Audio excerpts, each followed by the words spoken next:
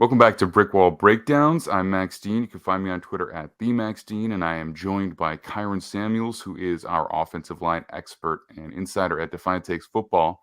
Now, you can find him at Kyron Samuels, and we are here to talk about Dawand Jones, the right tackle for Ohio State this past season. So this is going to be the next episode in our series of offensive line breakdowns, looking at the 2023 draft.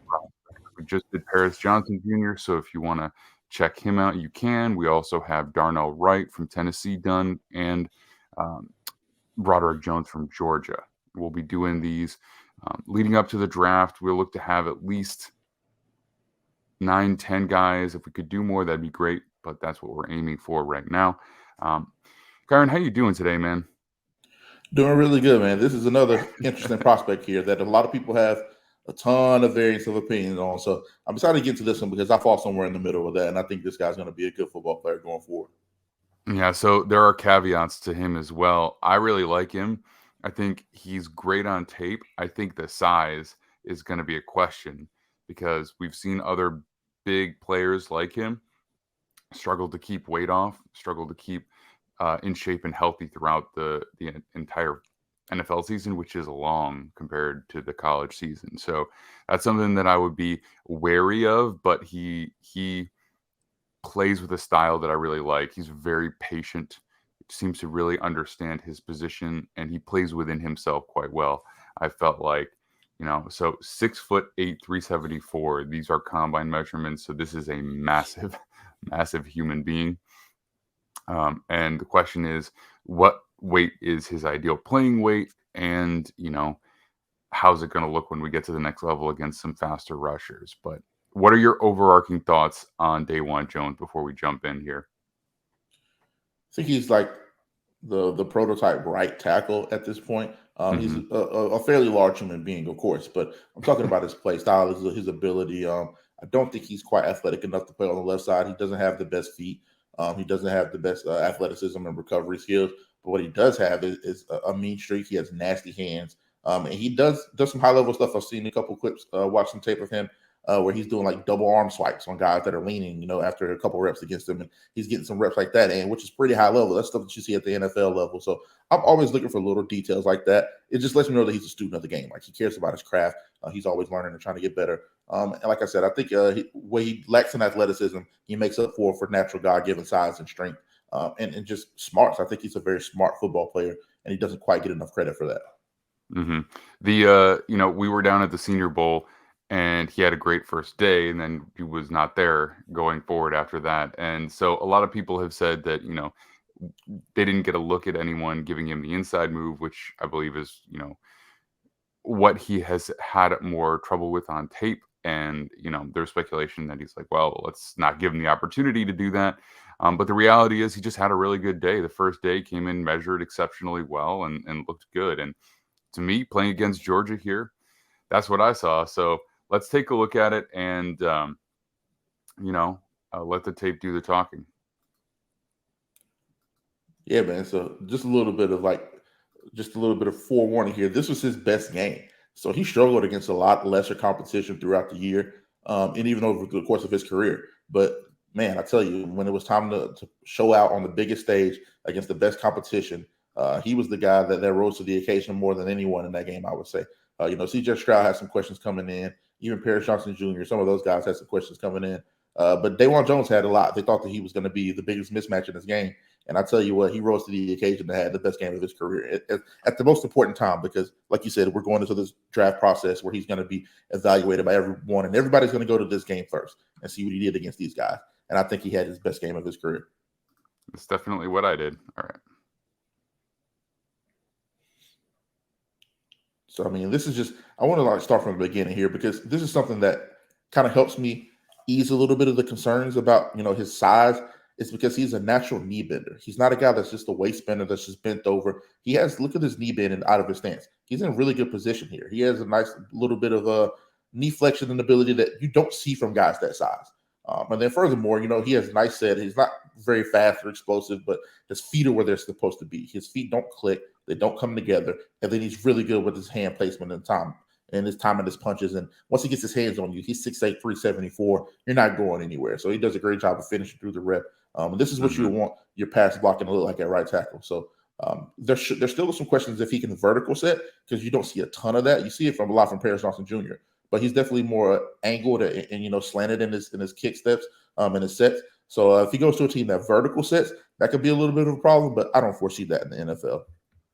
Well, I think one of the other things is he doesn't have to vertical set as much because he's so freaking long. I mean, he gets out, his feet are moving well, right? Like he keeps them chopping. But if you are trying to get vertical on him and he moves out, like he moves horizontally like that, then his arm is going to get to you. You know what I mean? Like you have to be so fast to beat him all the way outside. And I'm not sure which plays you selected here, but we saw plays where he's attacked vertically and he does a really good job with it. But look at that length. Punch timing, excellent. And then look how far away he's just holding the defender. It's like once you're in this position, there is no coming back. Right. And that's another thing I like him. I said it a little bit about Paris Johnson Jr. as well, but both of these Ohio State guys, and even Luke Whippler at the center position, they finished through the whistle. So that's a product of one, good recruiting, because you have to have guys that want to do this, right, and good coaching, because they all seem to be finishing through the whistle here. So I really like that about the Ohio State guys. Mm-hmm. All right, next play. Let's take a look. So I love this because it shows some of the smarts about him. Like he knows something funky's coming, right? You can see it coming. They walk the safety down, and you get to see a little bit of that. The linebacker down, and you get to see a little bit of that. So he's already on alert here, and he explodes out of his step. He doesn't just step, right? If he picks that foot up and puts it down, or if he loses ground with that step, he's toast here. You're not going to be able to get there, especially at that size. But look how much ground he covers with that first step, and how much of the gap he takes away. There's nowhere to go for these guys. So it's one thing I noticed about him is that, like I said, the smarts about him. He's a very smart football player, and I don't think that was something that I've ever seen talked about when you talk about him. Yeah, I want to point something out here too in conjunction with that. Right here, who are the only two offensive linemen off the ball? The center and him. Center, yeah. He is so ready. Like he has got that snap count down to a T. And like if you are not the fastest guy, that split second's going to make a difference. It really is. And he knows exactly where he's going. And that's like, it's not really a second level block, but it's like, it's not immediate contact. And he gets in great position. And then again, that length, he just drives him off. Mashes in. This was one of my favorite reps that I saw of him. Yep. It shows you a little bit of everything you want to see, because it shows you just the smarts, right? But then the explosion out of his step. It shows you a little bit of the athleticism, and then his ability to recognize who he needs to get, right? Because a lot of people will try to fight back through the down lineman, which you may be taught to, but it looks like these guys are taught to get up as soon as you don't see anything in your gap, and then he finishes, man. That's something that you can't really teach. Even if you're coaching, like go through the whistle, that dog right there, just the D-line into the ground. Right, like that's stuff that matters though, like because this is first, second quarter here. Fourth quarter, if that happens to you a couple times a game, it's exhausting, and then two is mentally taxing. Like this guy's different. Like I haven't had this happen to me, So I really like that rep from him.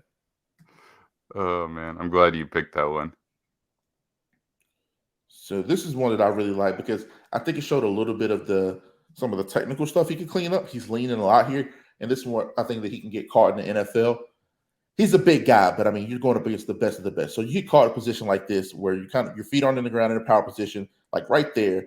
If that's Joey Bosa, right? If that's Khalil Mack, if that's anybody that's of stature in the NFL, that could be a lot more dangerous. Because you're talking about the elite of the elite. So getting his hands in the right place, getting his feet in the right place, like look at that. You see, so this is something I want to point out. Look at 33 and 99 here. So there's way too much space here, right? Boom. He's not going to go, the NFL D tackle, whoever it is not going to go to Dawand Jones. That little space right here, he's going through that open space. So little things like that is something that I think he can really improve on. But I picked this rep because he still finds a way to win this rep. So we have to take things for what they are in the moment, right?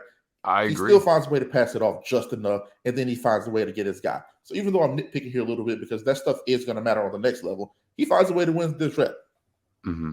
As what I meant when he plays within himself, I think, and he'll learn some of this. But the other thing is that, length, strength, catch. So, he's able to pass him off effectively. A little push too. And want to know something funny?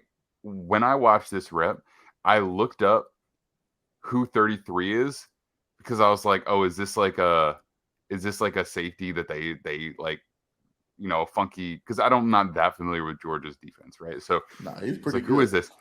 This is Beal. He is a 6'5", 255-pound defensive end or outside linebacker, whatever. Look how small he looks compared to him.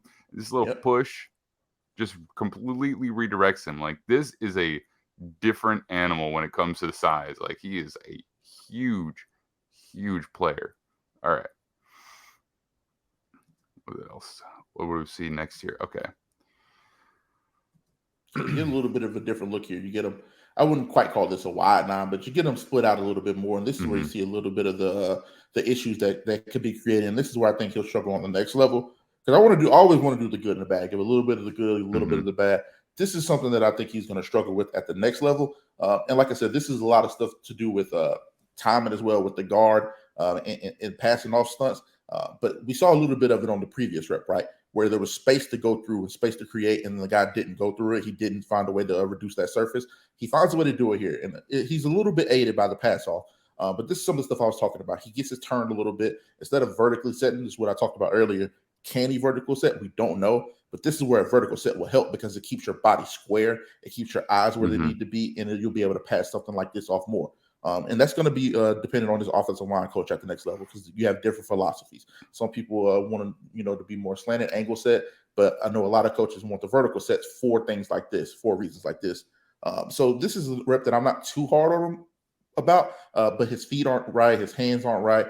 He can really improve on that. And if he improves these things, right, if he's able to, even if you're not going to vertical set, just get a little bit more depth in your set regardless, and you're able to pass things off like this consistently at that size and be a little bit more of an athlete, I mean, the guy's going to be one of the best right tackles in the NFL. So I Mm-hmm. really still, I'm encouraged about him. But yeah, there's definitely stuff to clean up. And he might potentially get called for holding here, but also it's so easy for him. Like, a lot of times with holding, the ref kind of needs to see you struggle a little bit because that's kind of what gives it away.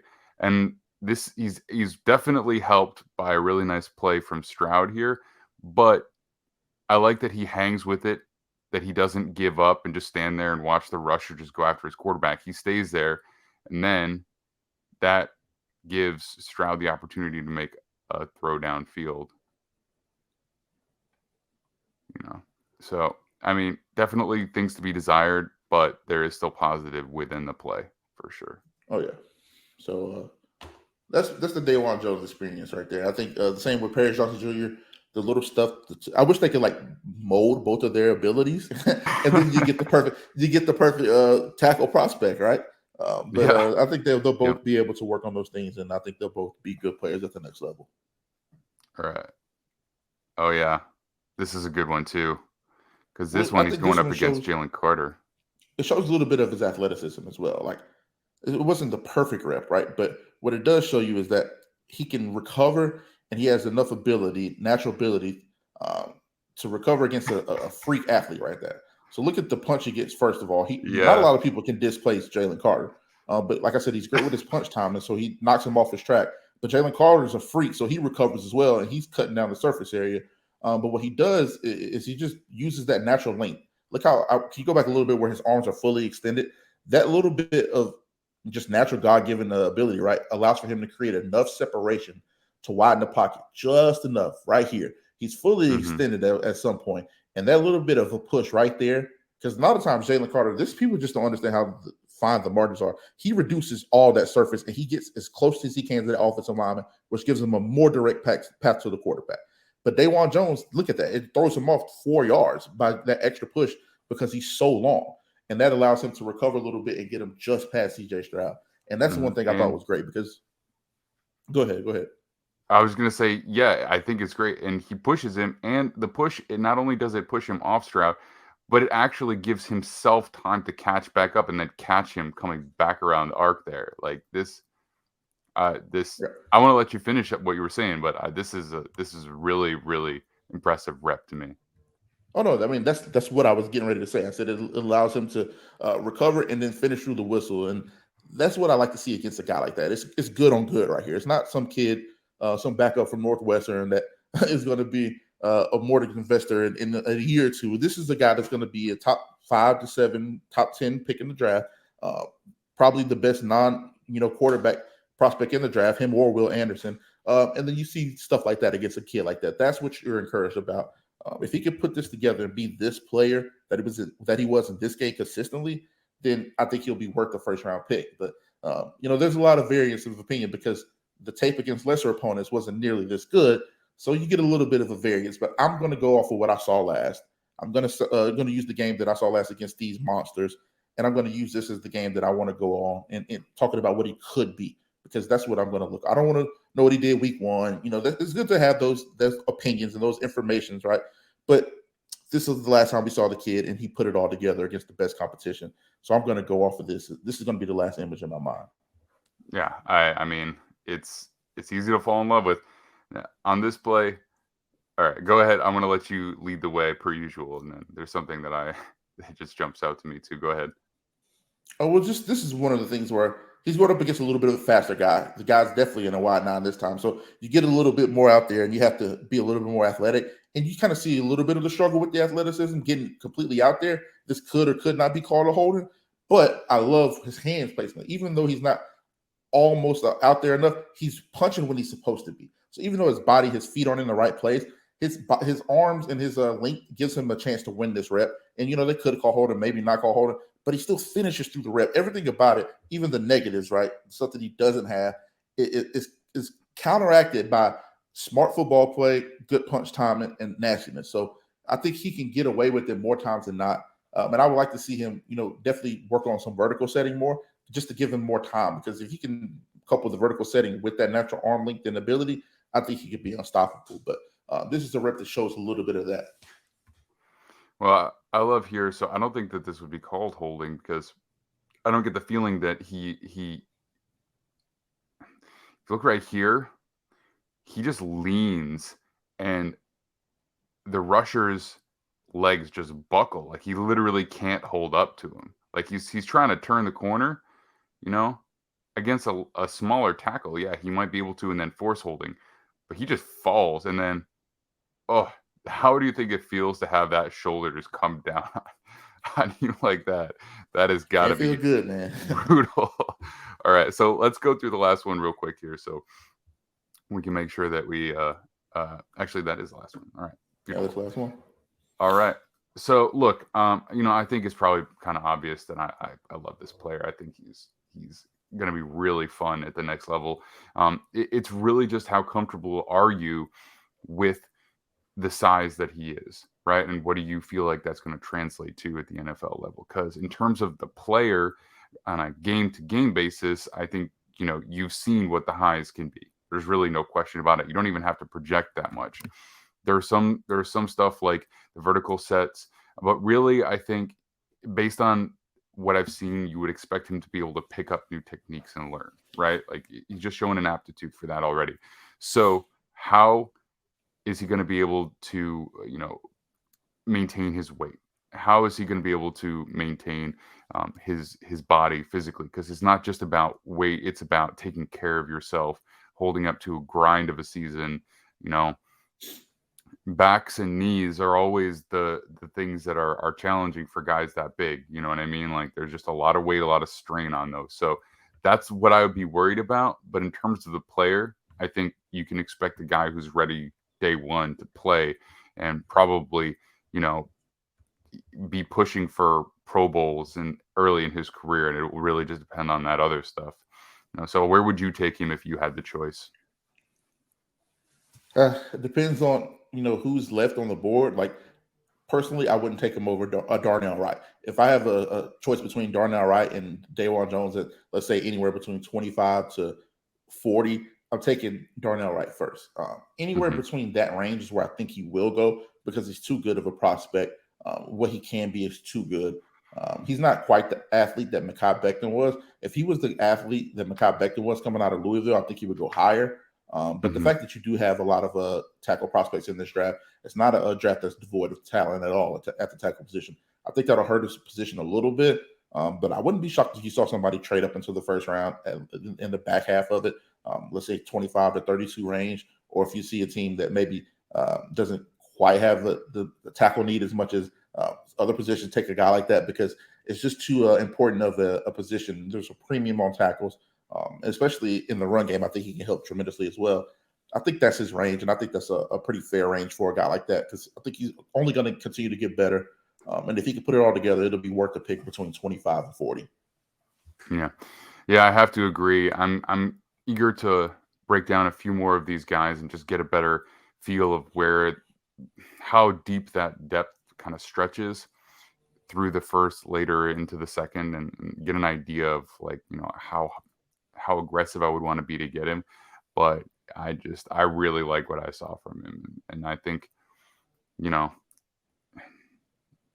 with the right team, like the right scheme fit, I think that you probably should be. Like if you run a power scheme, if you're running a scheme or you're running an offense that is fairly dependent on the run, and you're not necessarily a wide zone team and you need a right tackle, I mean, it just perfectly fits there. So, all right, you can find me on Twitter at TheMaxine. You can find Kyron at Kyron Samuels. We will be back with plenty more of these brick wall breakdowns, along with all of our other prospect breakdowns.